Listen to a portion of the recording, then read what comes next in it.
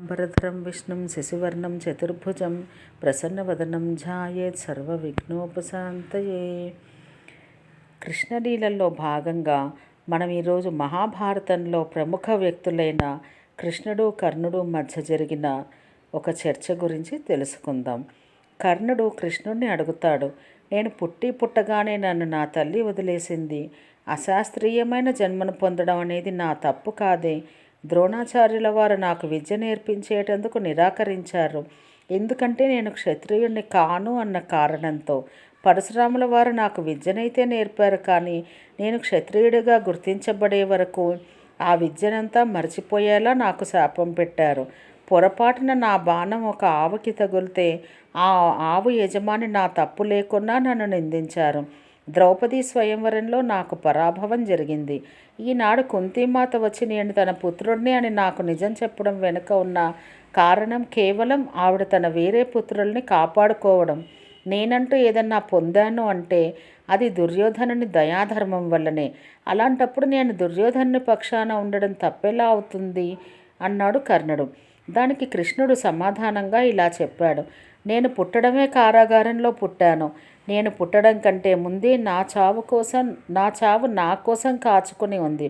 నేను పుట్టిన రాత్రి నా కన్న తల్లి తండ్రి నుండి వేరు చెయ్యబడ్డాను. చిన్నతనంలో నువ్వు కత్తులు, రథాలు, బాణాలు, గుర్రాలు ఇలాంటి శబ్దాల మధ్య పెరిగావు. నేను గోశాలలో పేడవాసనల మధ్య ఉన్నాను. నా చిన్నతనంలో నన్ను చంపేందుకు నా పైన ఎన్నో దాడులు జరిగాయి. అప్పటికీ నాకు నడిచే వయసు కూడా రాలేదు, కానీ ఎన్నో దాడులు ఎదుర్కొన్నాను. నా చుట్టూ ఉన్నవారు వారి సమస్యలకి నేనే కారణమని నన్ను నిందించేవాళ్ళు కూడా. నాకు సైన్యము లేదు, విద్య లేదు. మీరందరూ మీ విద్యాభ్యాసం పూర్తి చేసుకొని మీ ప్రతిభలకు మీ గురువుల నుంచి అభినందనలు పొందే వయసుకి నేను విద్య నేర్చుకునేందుకు నోచుకోలేదు కూడా. సాందీపుని ఋషి వద్ద నా 16వ ఏట నా చదువు ప్రారంభమైంది. జరాసంధుని బారి నుంచి కాపాడుకోవడానికి నా గోకులాన్నంతా నేను యమున ఒడ్డు నుంచి దూరంగా తీసుకెళ్లాల్సి వచ్చింది. అప్పుడు పిరికివాడుగా పారిపోయానన్న చెడ్డ పేరు నాకు వచ్చింది.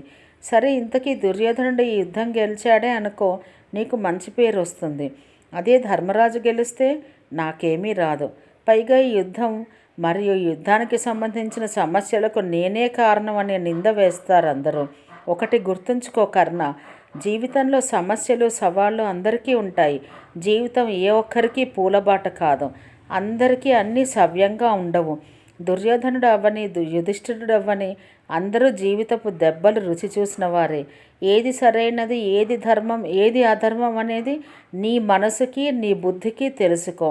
మనకి ఎంత అన్యాయం జరిగినా, మనకి ఎన్ని పరాభవాలు జరిగినా, మనకు రావాల్సింది మనకి అందకపోయినా మనం ఆయా సమయాల్లో ఎలా ప్రవర్తిస్తామో అదే మన వ్యక్తిత్వం.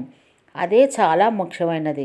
ఇప్పుడు నువ్వు ఏదైతే ధర్మం నాకు జరగలేదు అని నువ్వు అభిప్రాయపడుతున్నావో, స్వయంగా నువ్వే ఇన్ని అధర్మాలు చేసినప్పుడు ఇంకొకళ్ళ వల్ల నువ్వు అధర్మం పాలయ్యాను అని ఇంకొకళ్ళని నిందించడం వల్ల ఉపయోగం ఏంటి? ఇప్పుడు నువ్వు చేసిన పనికి మిగిలిన వాళ్ళు కూడా నాకు ఈ అధర్మం జరిగిందని వాళ్ళు నీ మీద నింద వేయచ్చు. దానికి నీ దగ్గర సమాధానం ఉందా? లేదే. జీవితం ఆటుపోట్లు భరించామనో, మనకు చెడు అనుభవాలు ఎదురయ్యాయనో అనే కారణాలు మనకి అధర్మ మార్గంలో ప్రయాణించడానికి అనుమతిగా అనుకోకూడదు. మనం బాధపడ్డామని జీవితాన్ని చెడు మార్గంలో నడిపించుకోకూడదు. ఏ పరిస్థితుల్లో అయినా ధర్మాన్ని వదులుకోకూడదు అని కర్ణుడికి కృష్ణుడు బోధించాడు. కృష్ణం వందే జగద్గురుం.